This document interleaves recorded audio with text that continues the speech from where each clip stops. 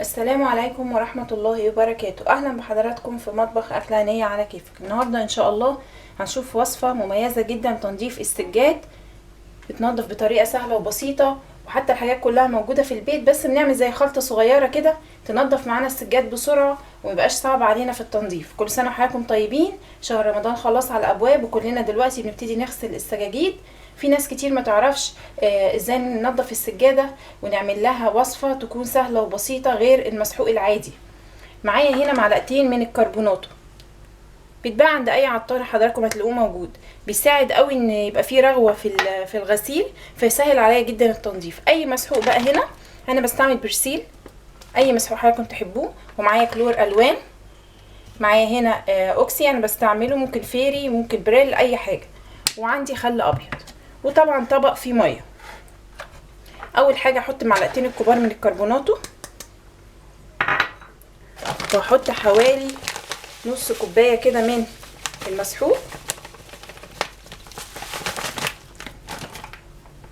وقدهم من كلور الالوان،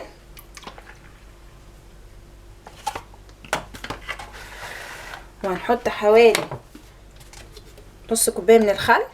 انا محبتش احط في كوبايات لان الموضوع مش محتاج يعني على طول بالازايز.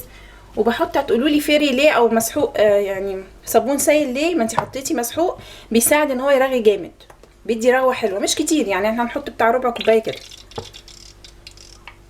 بس كده. بيرغي معايا قوي وانا بنضف السجاده، فبيسهل التنظيف. كل اللي انا بحطه ده كلها حاجات وعوامل تساعد معايا ان انا انضف السجاده بسرعه، ما تتعبنيش وانا بغسلها. اهو بصوا حضراتكم الرغاوي والريحه جميله. الخل بقى بيدي ريحه حلوه قوي للسجاده، ما يخليش فيه ريحه كمكمه فيها، وكمان هو معقم يعني بيطهر السجاده بتاعتي. اهو هرغي كده شويه من البيستاتيو او بمعلقه باي حاجه، اساعد الرغاوي بتاعتي ان هي تطلع، علشان لما اجي احطها على السجاده ترغي معايا بسرعه على طول. وادوب كمان كل المكونات مع بعض. اهو الكربوناتو كمان من الحاجات اللي بتنضف جدا، وزي ما حضراتكم عارفين استخدمته في وصفات كتيره في القناه هنا. حضراتكم شفتوا الفيديو بتاع تنظيف البوتاجاز، ازاي رجع لي عيون البوتاجاز جديده زي ما كانت. حقيقي بجد سحر الكربوناتو. خلاص كده الحاجات كلها بتاعتي دابت، وكل المكونات بتاعتي دابت. يلا بينا بقى نشوف هننضف السجاده ازاي. وزي ما حضراتكم شايفين انا فردت السجاده هنا، ما بغسلهاش في الحمام، انا بفردها في الصاله عندي عشان واسعه والميه بتجري على الحمام على طول، فده الافضل ليا والاسهل ليا. فردت السجاده وابتدي اجيب ميه وابتدي ابل السجاده بتاعتي. طبعا حاطه طبق جنبي، لو امكن حضراتكم تحطوا خرطوم في الحنفيه يكون اسهل، وتوزعوا الميه على طول. كل ما السجاده تتبل كويس كل ما تسهل معاكي في التنظيف وترغي على طول. اهي شكلها بتحتاج ميه تاني. بل كل الاماكن الناشفه دي كده، حروف كله. السجاده دي مفيهاش شراشيب وبتسهل عليا بصراحه. الشراشيب دي تبقى اصعب حاجه في السجاده في التنظيف. اهي اجيب ميه تاني واكمل بل السجاده بتاعتي. وادي حضراتكم بليت السجاده بتاعتي كلها، وادي الخلطه بتاعتي اللي عملتها قدام حضراتكم اهي. ابتدي اوزعها على السجاده كلها. بصوا الرغاوي اهي، وابتدي بقى بفرشه صغيره او بالفرشه اللي هي بايد، وابتدي طريقه للي عنده زي السجاجيد اللي فيها الفرو ده او الشراشيب دي احسن طريقه. بتعملي في اتجاه كده وترجعي تاني. بصوا بترغي ازاي، بتنضف من جوه ومن بره. بصوا الرغوه عشان الخلطه اللي احنا عملناها. ريحه الفيري او الاوكسي اللي بالليمون دي ريحتها جميله، بتديها حلوه للسجاده. اهو اللي ما عندوش الفرشه اللي بايد دي ممكن مقشه قديمه، مفيش مشكله، تكوني بتستعمليهاش في الكنيس وتبتدي تنضفي بيها. اهو وزع الرغوه على كل المكان.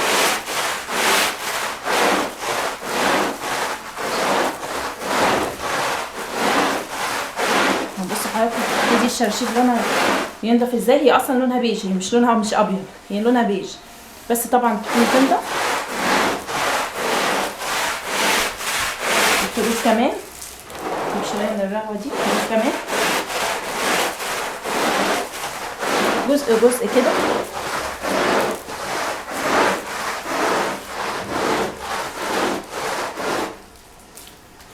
اهو زي ما حضراتكم شايفين كده.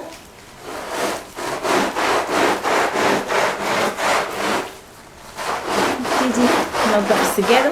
طبعا ننضف تنظيفه جامده بقى عشان دي بتاعت رمضان، فلازم السجاده تبقى زي الفل. اهو الحروف كمان.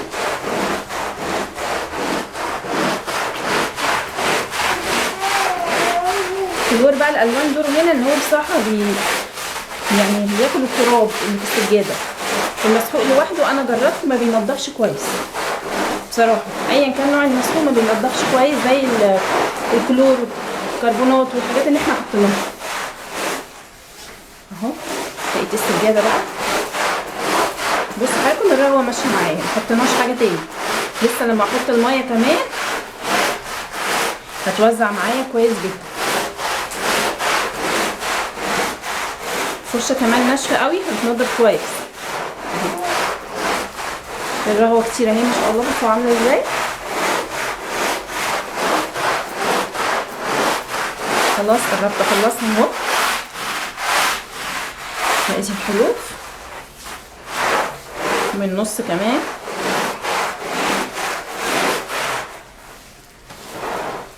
بقى الرغوه دي كده. كل ما احط رغوه كل ما استعد معايا في التنظيف.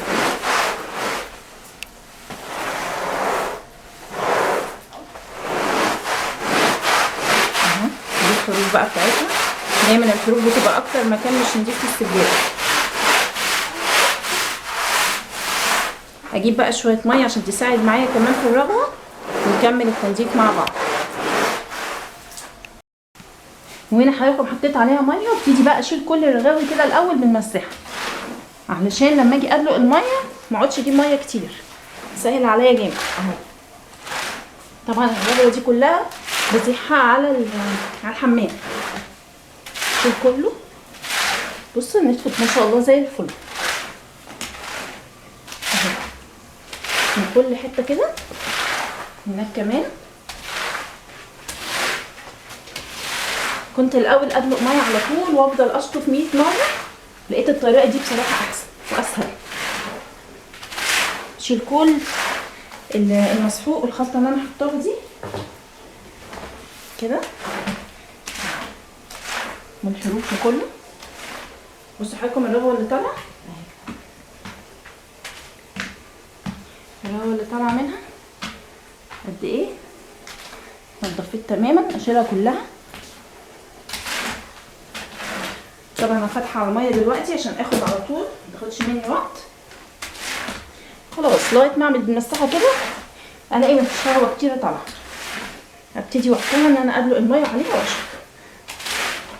اجيب بقى من اول السجاده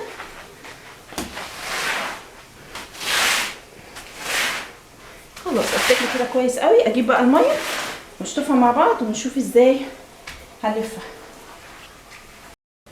جبت الميه اهو اشطفها قدام حضراتكم اهو، وابتدي انا بقى اجيب ميه كتير واشطف عشان ما تطولش على حضراتكم. اهو بصوا زي الفل ازاي. بصوا ان هي ما شاء الله نشفت زي الفل اهو. طبعا مش هما دول. بصوا شويه ميه هشطف كتير جدا لغايه ما الاقي مفيش رغاوي خالص وارجع اوريها لحضراتكم في الاخر. اهي حضراتكم شطفتها اكتر من مره ولفتها كده، وابتدي برده احط ميه تاني اشطفها شطفه كمان عشان لو في اي رواسب من المسحوق تنزل. اهو كده من جوه كده من بره. بس بتصفي بقى خالص اهي زي الفل. زي ما قلت لحضراتكم هي لونها اصلا الشراشيب دي بيج، هي لونها مش ابيض، فهي كده نطفت تماما يعني، هي لونها بيج. هسيبها بقى تصفي خالص. طبعا هاخدها بقى دلوقتي احطها في الحمام عشان تصفي الميه وتجري على طول على الحمام مش في الصاله، بعد ما تصفي خالص ابتدي افردها بقى في الشمس عشان تنشف. كل سنه وحضراتكم طيبين. يا رب الفيديو بتاعي يكون عجب حضراتكم النهارده. لو عجبكم من فضلكم ما تنسونيش لايك وشير وسبسكرايب للقناه بتاعتنا. شكرا ليكم والسلام عليكم.